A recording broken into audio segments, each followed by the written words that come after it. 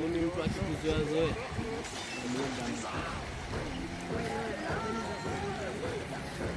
unajua tu nilikuloga ile unipenda. Unapenda muonekano wangu akishababa.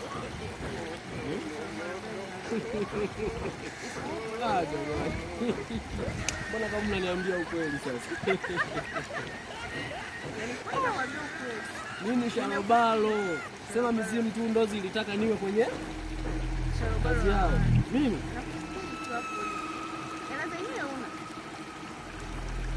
kwa kumbe bila kuongea maneno kama haya usingekuwa umenipenda, si ndio?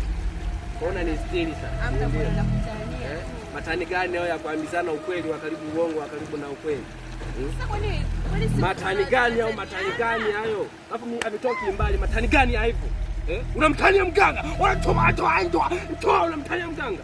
Matani gani hivyo? Ina maana mimi unanistiri tu? Mimi shalobala wewe, sema mizimu tu ndio lisitaka kwa kalamu unakula nichekea. Unanichekea mimi unanichekea. Yaani mimi nimekuleta sehemu kama hii ni bichi ndogo au kuu. Yaani mtu unaongea tena umeanza kunipiga makofi.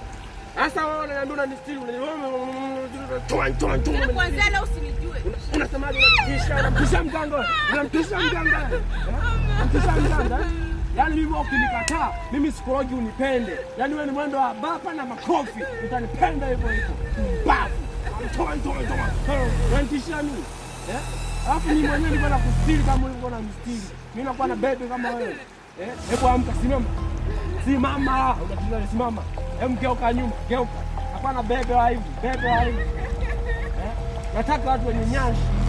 Toka hapo, unakumbuka kuna mwemba alikuja alikuwa na nyashi. Toka, nenda.